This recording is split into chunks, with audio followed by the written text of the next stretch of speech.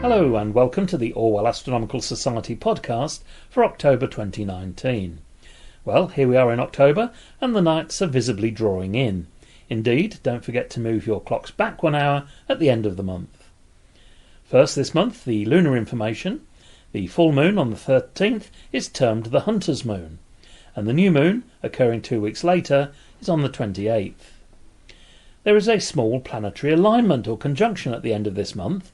Just after sunset, Venus will appear to be very close to Mercury and the thin crescent moon, and that's all in the west, quite low down.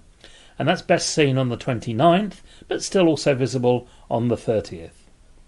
So here are the individual planet details. As I've just mentioned, Mercury best seen at the end of the month, immediately after sunset, and I'm talking about 20 minutes after that, low down in the southwest. And Venus, again, becomes a bright object in the evening in the southwest after sunset at the end of the month. Jupiter is still visible at the beginning of the month in the south-southwest in the constellation of Ophiuchus, the Serpent Bearer. Quite bright, you can't really miss it.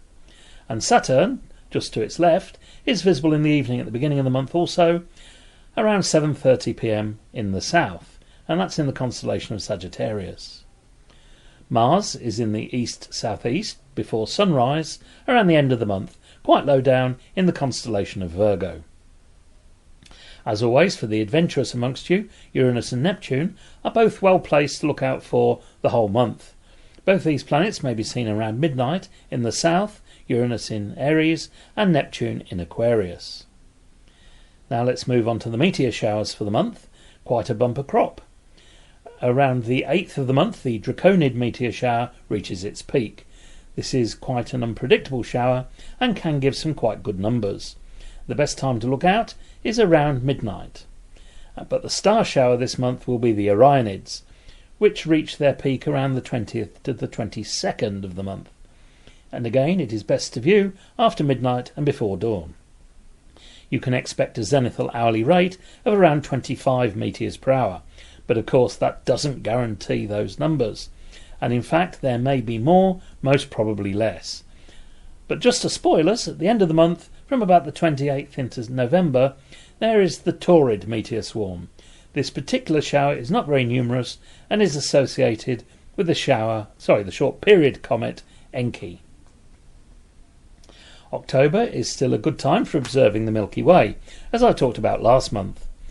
And it is still almost directly overhead. How about looking at something a little further away than our own galaxy? Now is a good time to try and find one of our neighbouring galaxies, the Andromeda Galaxy, or Messier Catalogue number 31. The Andromeda Galaxy is a little larger than our own Milky Way galaxy and looks very similar, in that it has a rather nice spiral structure.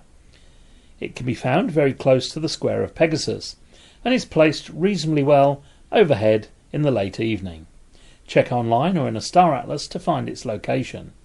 Bear in mind, however, that it is larger than you might think when you look at it, and is best viewed through binoculars rather than a telescope.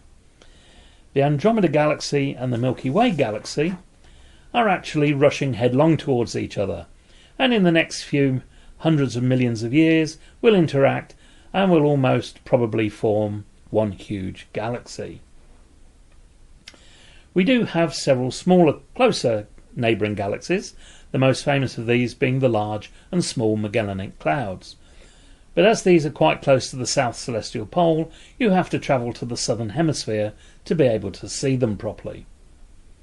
I hope that this podcast has given you some ideas of what to look out for this month.